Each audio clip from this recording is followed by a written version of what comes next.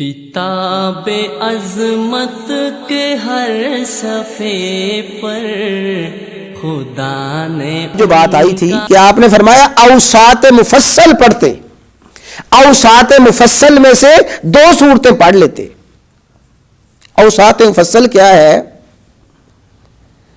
اہل علم نے جو مسنون قرات کی مقدار ہے، یعنی 5 نمازوں میں جو قرات کرنا سنت ہے، وہ قرات یا اس جیسی قرات، اس کے 3 حصے کیے ہیں۔ ایک کو کہا جاتا ہے طوال مفصل، طوال لمبی، اور اوساط مفصل، اور تیسری ہے قصار مفصل۔ طوال مفصل وہ صورتیں ہیں سورۃ الحجرات سے شروع ہو کر سورۃ البروج تک۔ سورۃ الحجرات سے آغاز ہوتا ہے اور سورۃ البروج تک یہ جو صورتیں ہیں یا ان کی مقدار جو صورتیں ہیں، اتنی قرات کرنا فجر کی نماز میں سنت ہے۔ اب جو سورۃ الحجرات ہے اس کے 2 رکوع ہیں اور شاید کم و بیش اس کی 20-22 آیات ہوں۔ آگے جتنی صورتیں ہیں، سورہ قاف، سورہ زاریات، سورۃ الطور، سورۃ النجم، 40 آیات، 35 آیات۔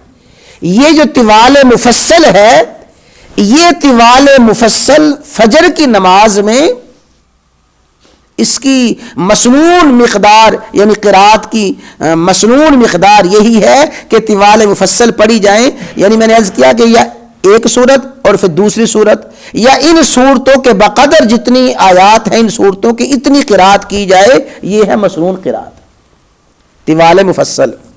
اور دوسرا ہے اوساط مفصل، وہ عشاء کی اور فجر کی نماز میں، عشاء کی اور مغرب کی نماز میں اوساط مفصل سورۃ البروج سے لے کے سورۃ البینہ تک، سورۃ البروج سے سورۃ البینہ تک یہ ہے اوساط مفصل۔ عشاء کی نماز میں سے پڑھا جائے اور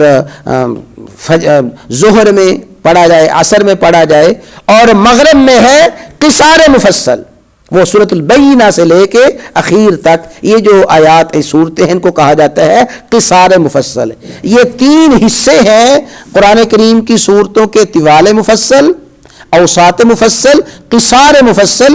ان کی قرات کرنا سنت ہے، اور میں نے عرض کیا کہ اہل علم فرماتے ہیں ان کی قرات یا اس جیسی قرات، جتنی صورتیں ان آیات، جتنی آیات ان صورتوں میں ہیں اتنی آیات پڑھی جائیں۔ تو حضرت معاذ رضی اللہ تعالیٰ عنہ تو عشاء کی نماز میں سورۃ البقرہ پڑھنا شروع فرمائی، سورۃ النساء پڑھنا شروع فرمائی، پھر حضور نبی کریم علیہ الصلوۃ والسلام نے اس پہ تنبیہ فرمائی۔ اس حدیث میں اور بھی کچھ مسائل ہیں، عرض کیے جائیں گے، اللہ تعالیٰ سمجھنے کی ذہن بٹھانے کی